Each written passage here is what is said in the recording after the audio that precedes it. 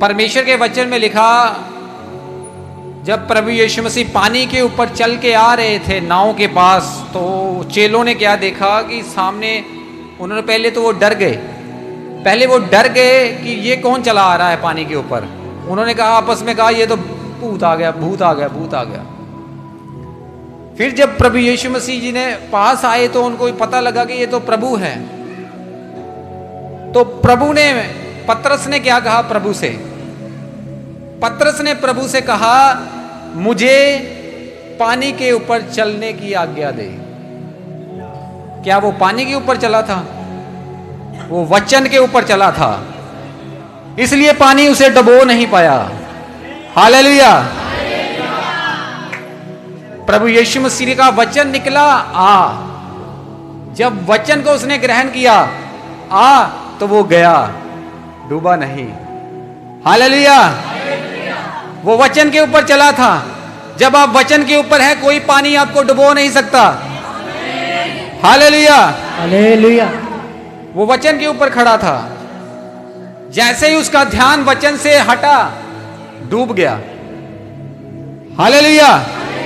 जैसे ही आप वचन से दूर गए, वैसे ही पाप किया और डूब गए। मैं इसलिए पूछ रहा हूं, क्या आप वचन पे चल रहे हैं? हालेलुया। क्या आप परमेश्वर के साथ साथ पीछे पीछे चल रहे हैं? प्रभु यीशु मसीह ने क्या कहा? पतरस से क्या कहा? पतरस मच्छियां पकड़ रहा था, प्रभु यीशु मसीह उसकी कश्ती में गए, वचन उसकी कश्ती में गया, और वचन ने क्या कहा? मैं प्रभु यीशु मसीह को वचन के रूप में कहूंगा, आप समझ जाना। मैं यीशु मसीह को वचन कहूंगा क्योंकि उसका नाम वचन है। यीशु मसीह कश्ती में गए, वचन कश्ती में गया, और जब वचन कश्ती में गया तो उस वचन ने कहा, अब तू मच्छियां पकड़ रहा है, मैं तुझे मनुष्य को पकड़ने वाला बनाऊंगा। हालेलुया। ऐसा वचन में लिखा है, वचन ने कहा। हालेलुया। ऐसा वचन में लिखा है। तो वचन ही आपसे कह रहा है। वचन कौन है? पवित्र आत्मा। हालेलुया। और वचन आपसे कह रहा है, मैं तुम्हें मनुष्य को पकड़ने वाला बनाऊंगा। पतरस को जब इतनी बात प्रभु यीशु मसीह ने कही, वचन ने कही, तो वो वचन के पीछे पीछे चलने लगा, वचन के ऊपर चलने लगा। हालेलुया। वो वचन को उसने ग्रहण कर लिया, पकड़ लिया, और वचन के पीछे पीछे चलने लगा। इसलिए पतरस जब वचन के ऊपर चल रहा था तो वो पानी उसे डुबो नहीं सका, पानी उसे निगल नहीं पाया, क्योंकि वो वचन के ऊपर है। अगर आप वचन के ऊपर चल रहे हैं, मैं आपको लिख के देता हूं, आपको कोई भी मुसीबत गिरा नहीं सकती। और जब नूह के पास परमेश्वर आया तो परमेश्वर ने उससे कहा, तुझे मैं एक असाइनमेंट देता हूं, तुझे मैं एक लक्ष्य देता हूं, एक कार्य देता हूं। उसे परमेश्वर ने क्या कहा? उसे परमेश्वर ने कहा, तूने एक बेड़े को बनाना है। अभी उसने शुरू नहीं किया, लेकिन बेड़े को बनाना है, और बेड़े को बनाने के लिए तेरी पूरी लाइफ लगेगी। उसकी पूरी लाइफ खर्च करने वाला था वो। किसके लिए? परमेश्वर के वचन के लिए। हालेलुया। वो वचन के ऊपर चल रहा था, वचन के ऊपर चल रहा था। उसका परिवार हुआ, उसका परिवार बढ़ने लगा, और उसके बच्चे बहुएं हुई। और जब वो वचन, परमेश्वर का रोज उसके पास वचन आता था, और वचन लोगों को बताता था, वो अपने पापों से फिरो, मन फिराओ, नहीं तो तुम मर जाओगे। वो लोगों से कहता था, यहाँ पे पानी आ जाएगा, तुम तबाह हो जाओगे, फना हो जाओगे। वो वचन के ऊपर चल रहा था। उसका घराना आशीषित होता रहा, बढ़ता रहा, जैसे जैसे वो परमेश्वर के वचन के ऊपर बेड़ा बनाता रहा। क्योंकि वचन उसके पास रोज आता था। अब ऊपर का फ्लोर बना, अब इस तरफ खिड़की बना, उसके पास रोज वचन आ रहा था। अब पीछे इसके एक पूछ बना, अब ऊपर का माला बना, रोज वचन आता था। ये वाली लकड़ी लगा, है ना, वहां पे सब कुछ लिखा है। राल को लेके आ, उसको लगा, पानी ना अंदर घुसने पाए। परमेश्वर का वचन उसके पास रोज आता और वचन के ऊपर वो चलता। एक दिन क्या हुआ? एक दिन जब समय पूरा हुआ, वो बेड़ा बन के तैयार हुआ, तो वचन कहता है बहुत 40 दिन तक बारिश हुई और वहां पे पानी पानी हो गया, बाढ़े आ गए, सब लोग मर गए, वहां के सब लोग नष्ट हो गए, फना हो गए। लेकिन जो नूह का परिवार था वो वचन के ऊपर चल रहा था, वो खत्म नहीं हुए। मैं कहता हूं यीशु मसीह नासरी के नाम से।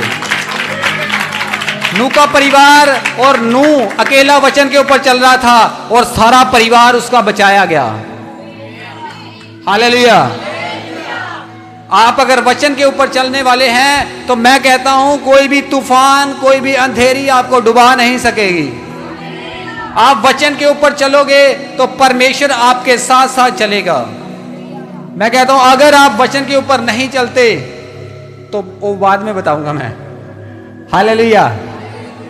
वो मैं बाद में बताऊंगा।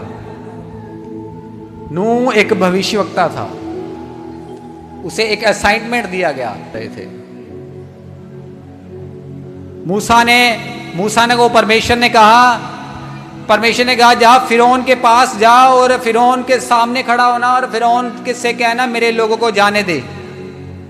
उसने वचन के ऊपर चला और जैसा प्रभु ने कहा वैसा ही उसने किया। और जब वैसा वो करता गया उसे राजा टच भी नहीं कर पाया। बाइबल में लिखा फिरौन जो था वो बहुत क्रूर था, खतरनाक था, उसके सामने कोई बोल नहीं सकता था। लेकिन मूसा जाके उसे ललकारता था, लेकिन उसे कोई टच क्यों नहीं कर पाया? क्योंकि वो वचन के ऊपर चल रहा था। हालेलुया। वो वचन के ऊपर चलने वाला व्यक्ति था, इसलिए कोई व्यक्ति उसे टच भी नहीं कर पाया। वो उसे ललकारता था, अब टिड्डियां आ जाएंगी, अब डड्डू आ जाएंगे, अब महामारी आ जाएंगी। अगर एक भी ऐसा कोई व्यक्ति जाके कह दे हो जाए ना, राजा को फड़ो इन्हें मार दो, यही सारे पवाड़े जड़ा। लेकिन वो वचन के ऊपर चल रहा था, उसको उंगली भी नहीं लगाई किसी ने। हालेलुया। आप राजाओं के सामने खड़े होंगे, हालेलुया, और राजा आपको आज्ञा देंगे कि इनको कुर्सी पे बिठाओ। क्यों? क्योंकि आप वचन के ऊपर चल रहे हैं। परमेश्वर ने मुझे दिखाया, परमेश्वर मुझसे कह रहा है मैं तुझे राजाओं में बिठाऊंगा। आप देखोगे थोड़े समय में।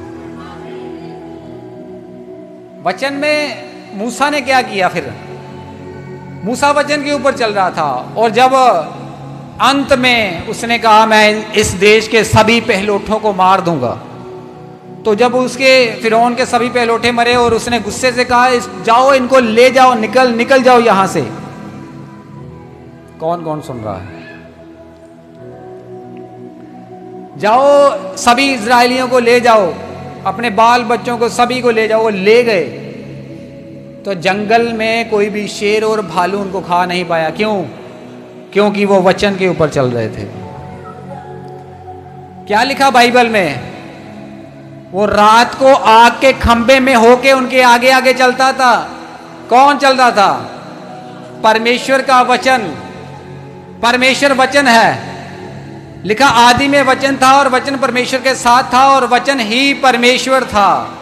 Hallelujah, hallelujah.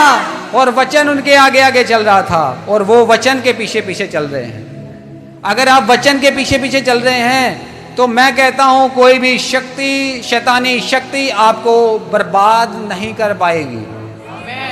अगर आप वचन के पीछे चल रहे हैं तो। अब परमेश्वर ने क्या कहा मूसा से?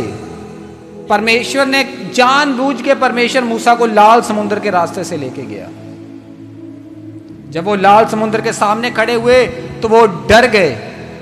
पीछे फिरौन आ रहा है, आगे लाल समुद्र है, लेकिन उसे ये थोड़ी देर के लिए भूल गया कि मैं परमेश्वर के वचन के ऊपर चल रहा हूं और मुझे कोई भी विरोधी की शक्ति छू नहीं सकती, क्योंकि मैं वचन के ऊपर चला। उसे थोड़ी देर के लिए भूल गया। फिर परमेश्वर ने कहा डरो मत, चुपचाप खड़े रहो और खुदा की नजात के काम को देखो। Hallelujah, hallelujah. क्यों? क्योंकि वो वचन के ऊपर चल रहे थे। मूसा लाठी को ले और लाल समुद्र के ऊपर मार। जब उसने लाठी को लाल समुद्र के ऊपर मारा तो लिखा वो लाल समुद्र दो भागों में बट गया और वो बीच में सूखी जमीन से पार हो गए। क्यों? वो डुबो नहीं पाया पानी। पतरस को पानी नहीं डुबो पाया, नूह को पानी नहीं डुबो पाया, मूसा और बाकी सब लोगों को पानी क्यों नहीं डुबो पाया? क्योंकि वो वचन के ऊपर चल रहे थे, परमेश्वर के वचन पे चल रहे थे। हालेलुया। मूसा को और मूसा के साथ के लोगों को इसलिए नहीं डुबो पाया पानी, इसलिए क्योंकि वो वचन के ऊपर चल रहे थे। जैसे ही वो पार हुए, फिरौन और उसकी सेना वही समुद्र के ऊपर उतरी, वो वचन के ऊपर नहीं थे। हालेलुया। समुद्र ने अपना मुंह बंद कर लिया और सब लोग डूब गए। हालेलुया। जब तक आप वचन के ऊपर हैं तो मैं कहता हूं लाल समुद्र आपको डुबो नहीं पाएगा। समुद्र आपको रास्ता देंगे। वो लोग जो पत्थर की तरह, चट्टान की तरह आपके सामने रोड़ा बन के खड़े हैं, वो आपको रास्ता देंगे। वो आपके सामने दंडवत करेंगे। मैं कहता हूं यीशु मसीह नासरी के नाम से। क्यों? क्योंकि आप वचन के ऊपर चल रहे हैं। मैंने बहुत से लोगों को वचन के ऊपर जो चल रहे थे, मैंने उनको राजाओं के पास बैठते हुए देखा है। यूसुफ वचन के ऊपर चलता था, इसलिए वो क्या बना? वो राजा बना। आप में से कौन कौन राजा बनना चाहता है? सभी राजा बनना चाहते हैं। वचन के ऊपर अब बताओ कौन कौन चलता है? हालेलुया। वचन आपको कभी भूखा नहीं मरने देगा।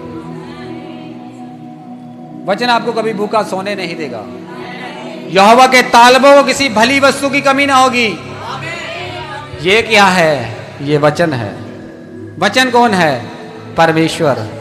Hallelujah, hallelujah. इसलिए जो वचन कह रहा है, वचन को मानो। मैंने तेरा नाम लेकर तुझे बुलाया है। वचन में लिखा है, वचन में लिखा, मैंने तेरा नाम लेकर तुझे बुलाया है।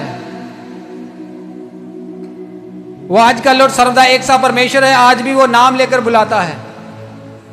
आज भी कहता है तेरा नाम ये है बेटा, मैं तुझे आशीष देने जा रहा हूं।